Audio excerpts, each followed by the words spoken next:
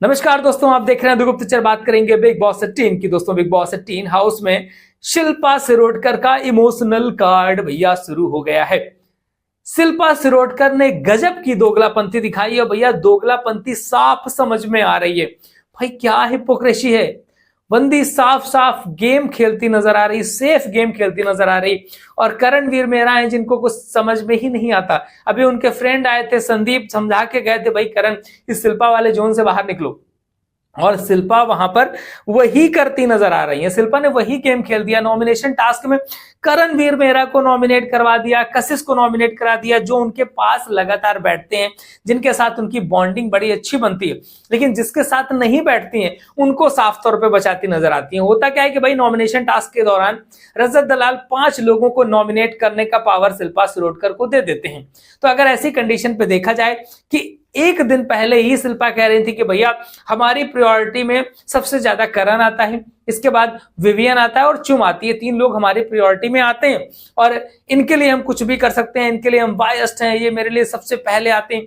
दुनिया भर का मतलब गणित बता रही थी। लेकिन दूसरे दिन ही क्या किया, उन्होंने करणवीर मेहरा को नॉमिनेट कर दिया, वो भी तीसरे नंबर पे। 5 लोगों को चुनना था, 2 नॉमिनेशन के बाद तीसरे नंबर पे करण को छोड़ दिया। भाई ऐसा होता है कि आप 4 कर चुकी हैं, 5वें में आपको समझ नहीं आ रहा है, ऐसी कंडीशन पे आप कर देती। लेकिन उसी जगह जब वो विवियन के पास जाती हैं तो उसका हाथ पकड़ती हैं और इसके बाद छोड़ देती हैं, उसको नॉमिनेट नहीं करती हैं। भैया क्या है, क्या है।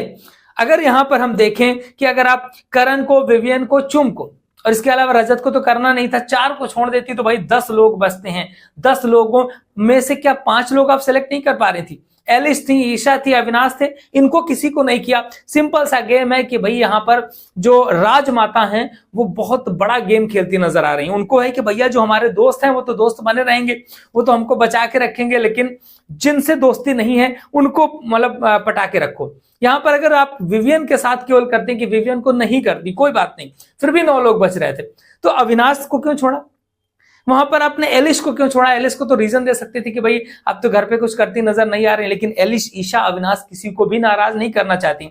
वहां पर करणवीर मेहरा को उन्होंने नॉमिनेट कर दिया। यही काम उन्होंने टाइम गॉड बनने के दौरान किया था कि उन्होंने टाइम गॉड बना दिया था वहां पर विवियन डिसेना को। और इस बात को लेकर के करण ने काफी नाराजगी भी जताई बाद में, और यही सब ड्रामा हुआ। अब वो रोने गाने का ड्रामा करती नजर आ रही, सुबह से बैठे आंसू बहा रही हैं और करण समझाते नजर आ रहे हैं कि भाई करण को इमोशनली विक्टिम कार्ड खेल करके ब्लैकमेल करने की कोशिश की जा रही है। कशिश जो परमानेंट उनके साथ बैठती थी, बड़ी बातें शेयर करती थी, और कशिश को भी उन्होंने नॉमिनेट कर दिया।